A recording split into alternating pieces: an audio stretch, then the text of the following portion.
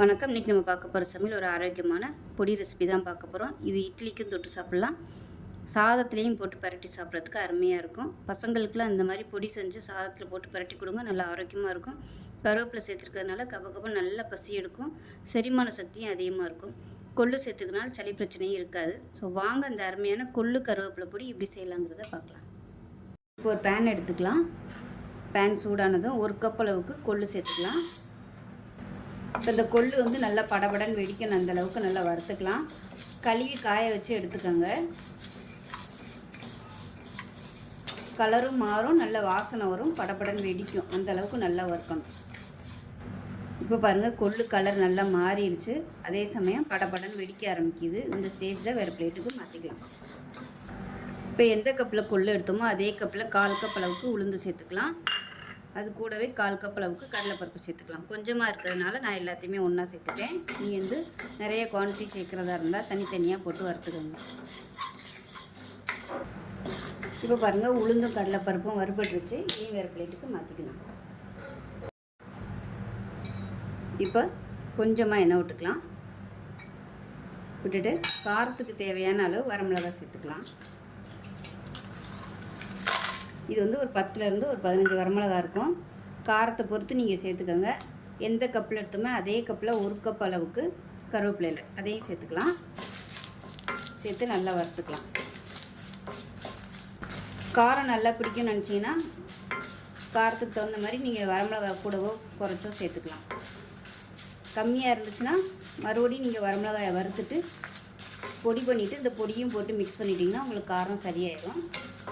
இது ஏற்கனவே காஞ்ச கருவேப்பிலையில் தான் நல்லா சீக்கிரமாகவே நல்லா மொறுன்னு வந்துடும். இப்போ பாருங்கள், நல்லா வறுபட்டுருச்சு. இதையும் வேறு பிளேட்டுக்கு மாற்றிக்கலாம். இப்போ 1 டீஸ்பூன் போல் எண்ணெய் விட்டுக்கலாம்.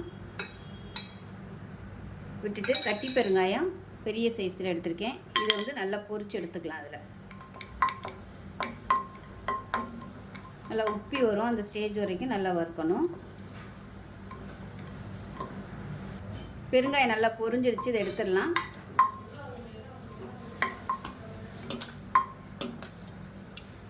அதே கடாயில் கொஞ்சமாக எண்ணெய் விட்டுக்கலாம். பெரிய பல்ல 6 பல் பூண்டு தட்டி வச்சுருக்கேன். இது நல்லா மொறுன்னு வறுத்துக்கலாம். பூண்டு விருப்பம் இல்லைன்னா நீங்கள் சேர்க்க வேணாம். இப்போ பாருங்கள், பூண்டு நல்லா வறுபட்டுருச்சு.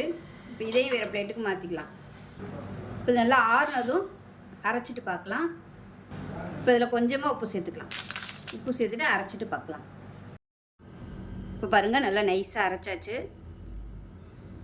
பொடி அருமையாக ரெடி ஆயிடுச்சு. இந்த பொடி இட்லிக்கும் தொட்டுக்கலாம். நல்லெண்ணெயும் நெய் ஊற்றி சாப்பிட்றதுக்கும் நல்லாயிருக்கும். சாதத்துலேயும் நெய் நல்லெண்ணெய் ஊற்றி சாப்பிட்றதுக்கும் சூப்பராக இருக்கும். பசங்களுக்கு லஞ்ச் பாக்ஸுக்கெலாம் நீங்கள் இது மாதிரி செஞ்சு கொடுத்து விடுங்க. ரொம்பவும் ஆரோக்கியமாக இருக்கும். கருவேப்பிலை சேர்த்துருக்கிறதுனால உடம்புக்கு நல்ல ஆரோக்கியமாகவும் இருக்கும். கொள்ளும் நல்ல உடம்புக்கு நல்ல ஸ்ட்ரென்த்தும் கொடுக்கும். சுகர் பேஷண்ட்டாக இருக்கிறவங்க இது மாதிரி பொடி அரைச்சி வச்சுக்கிட்டிங்கன்னா டெய்லி 2 பிடி சாதத்தில் போட்டு சாப்பிட்டிங்கன்னா சுகர் லெவல் நல்ல கண்ட்ரோலுக்கு வரும். ஸோ ஆரோக்கியமான ஒரு கொள்ளு கருவேப்பிலை பூண்டு பொடி ரெடி ஆயிடுச்சு. நல்ல கமகமன் வாசனையாக இருக்குது. இதில் அரைக்கையில் விருப்பப்பட்டால் நீங்கள் எள்ளு ஒரு 1/4 கப் அளவுக்கு சேர்த்துக்கோங்க வறுத்துட்டு.